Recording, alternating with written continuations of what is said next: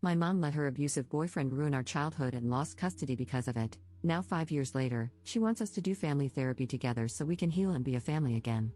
Posted by you/Pure Clown Energy. Hello all, I, 23F, am in a bit of a pickle, and currently, the majority of my family is against me. My mother, 41F, has 6 kids in total, myself, my sisters, 22F, 19F, 17F, 16F, and my brother, 23M. Growing up was pretty much hell for all of us. My mother never had a good track record of picking good men, and many times, my siblings and I witnessed her boyfriends beating or berating her. Her second boyfriend would often hit us when we were younger as well. There's a lot more to it, but then this post would be very long. However, about 5 years ago, my mother lost custody of my 3 younger sisters due to SA from her most recent ex-boyfriend. We didn't want our sisters in foster care, so my brother and I begged our grandmother to take them in until we could come up with a plan or take custody ourselves.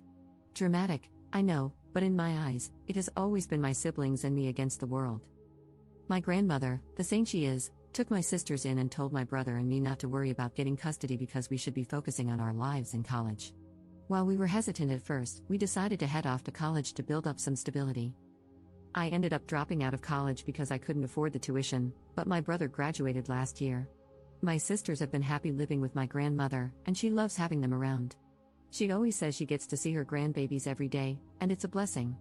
They are comfortable living with her, and my grandmother has no plans to stop caring for them. Now, back to my mom.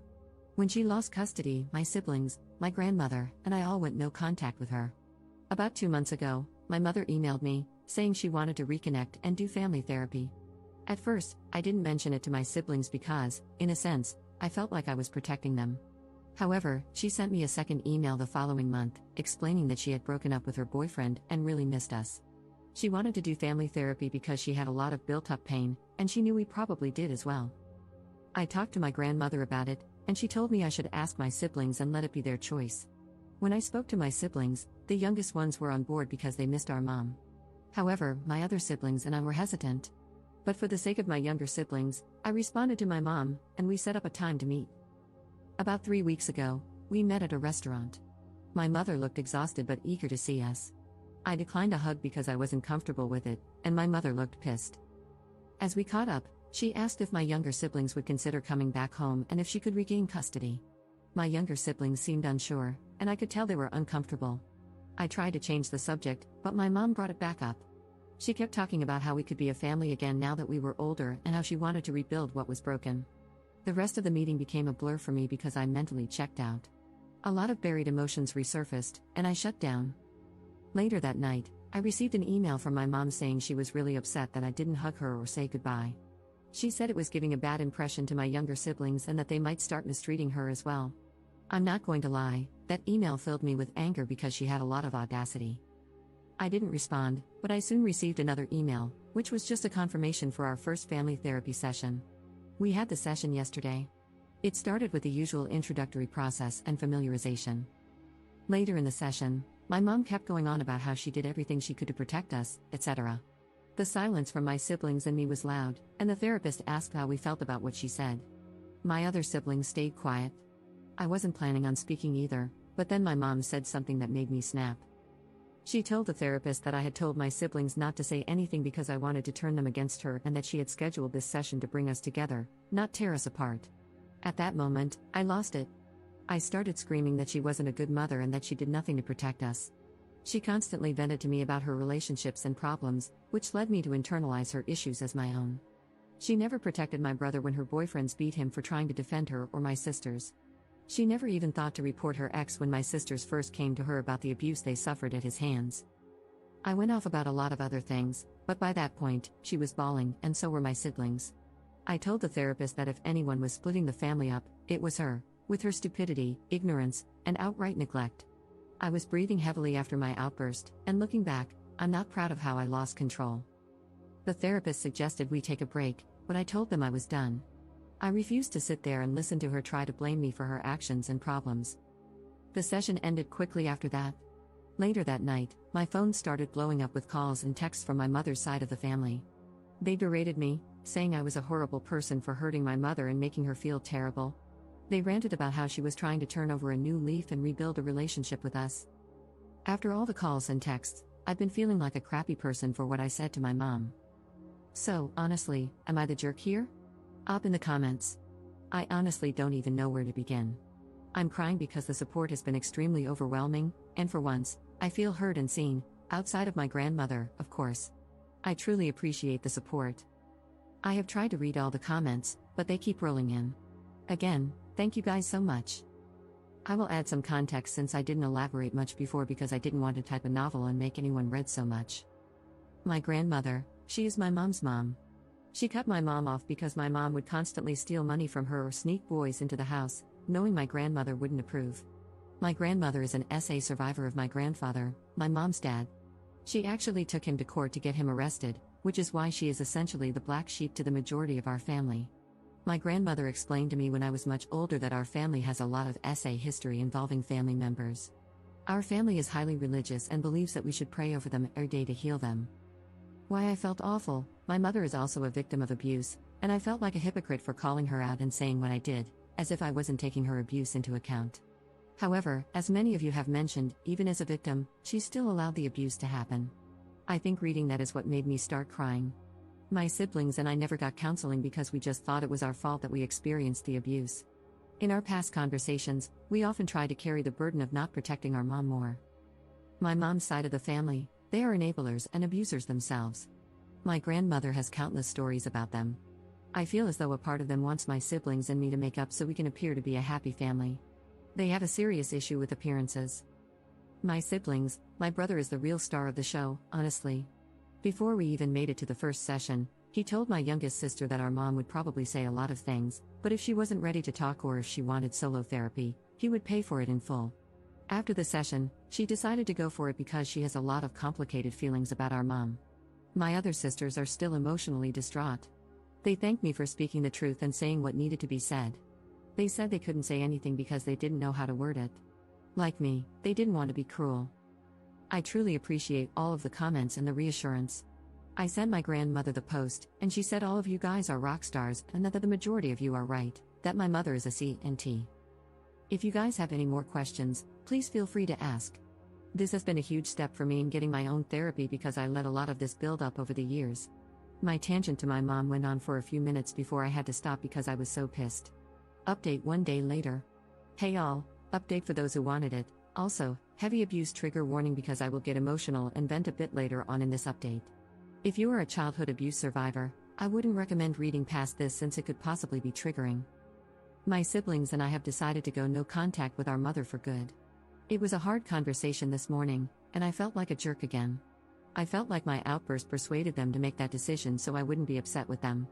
Yet they reassured me throughout the whole conversation that they didn't like that she didn't even apologize, even when she had the opportunity to. My siblings and I are still struggling with the fact that she won't change, and she probably never will. The driving force for it was the email I got from my mother at 4 a.m. today. I copied and pasted it here.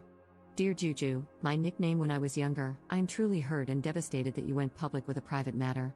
Your Auntie May showed me your Reddit post, and yet you continue to try to villainize me. I was going to explain myself further in therapy, but I'm in a new relationship now with a very loving man. He was the main one who encouraged me to extend an olive branch to you all. I was going to surprise you and your siblings in therapy. However, you ruined it. I stayed my distance from you all because, after losing your sisters, it made me realize I couldn't even look at myself in the mirror anymore. It made me realize how much of a worthless piece of crap I was. You calling me a worthless WHRE of a mother was uncalled for. In those relationships, I couldn't just simply walk away. Where would I have gone? What about you guys? Do you not think it ate me up inside every time you cried? Every time I did try to protect you guys, only to get the crap beaten out of me? Being knocked out cold and not knowing if you were safe or not? Did any of that not matter to you? I'm trying to redeem myself while also being a victim, and you simply can't get your own head out of your rear. You bitch and complain about your pain, not realizing I was a victim too, Juju. We all were. I hate to sound harsh, but you're an adult and can hear these things now. I tried my damn hardest to protect you all. For you to crap on all my effort in your rant and call me almost every name in the book in front of our therapist, your siblings, and the blatantly visible disrespect to me? All of it was truly uncalled for.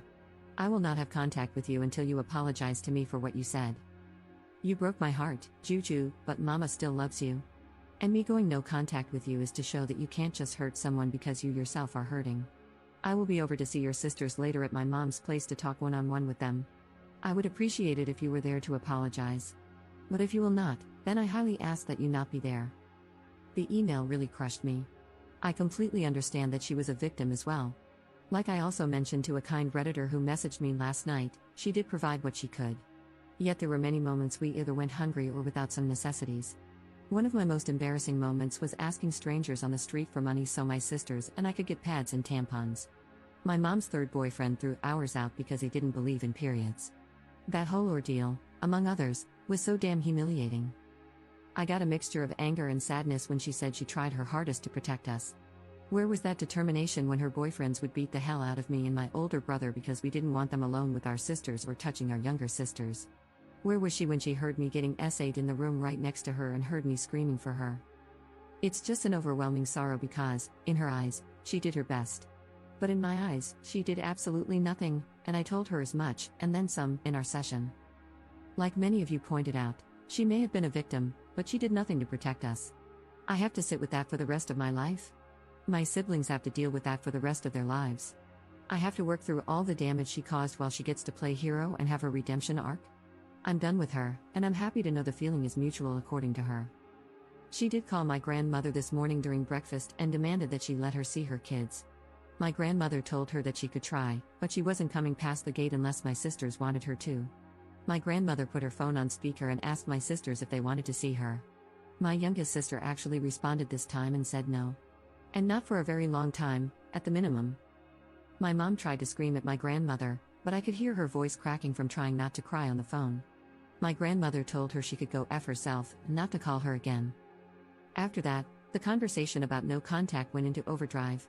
My siblings have their own memories of her to account for.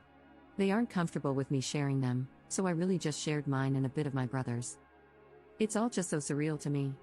I thought that maybe she was actually okay with being alone, but here she is, not being truthful about when she broke up with her most recent ex. I didn't ask because I don't even care anymore. Yet she's already in a new relationship? It's hard to grasp that my mother just can't be alone. I even feel disgusting calling her my mother because it stings to know that she never really was a mother. Not to me or my siblings. For my family members who have been messaging me, I just blocked them on every social media platform. They stopped trying to call me since I set up my phone with an app to reject all calls from unknown numbers that aren't in my contacts. As for my mom, I copied and posted my response here. Victoria, since you are no longer my mother, I have no need for formality. You make me absolutely sick to my stomach. You know the pain you caused me and my siblings. You know you didn't do crap. You know that you never even had a grain of maternal instinct. If you did, you never would have allowed us to get hurt. I know you can't sleep at night with those thoughts running around in your head. I hope for the rest of your life, it eats you up inside. Your new boy toy will be the only thing by your side when you're frail and almost dust. I'm done allowing you to hurt not only me but my brother and sisters as well. You have no right to try to prance your happy, fake face into our lives now that you see we are doing well without you. It hurts, doesn't it? To know that even through all the BS, we are 10 times better people than you could ever imagine in your twisted little head. You don't have to worry about me contacting you. I will have nothing to do with you. Even after your death, I will have no connection and, hopefully, no memories of you. You may still be alive and breathing, but to me, you are a shallow corpse of a stranger, and I intend to keep it that way. You live in a fantasy world, and I hope on your deathbed, you have such a crippling feeling of regret that you croak on the spot. Don't ever contact me or my siblings again. My brother wants you to know he'll spit on your grave if he ever finds out you died, so sleep well with that, you effing beach. I'm not too proud of my response, but at this point, she is dead to me. She should have been a long time ago, but it felt so good to get that pain from the most internal part of my chest. I'm pretty sure she won't put up a fight since my words hurt her so much. If she does and her antics are crazy enough, I'll update again.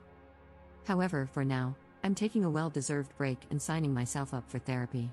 I realize I have a lot of anger and resentment built up that I need to work through correctly and positively.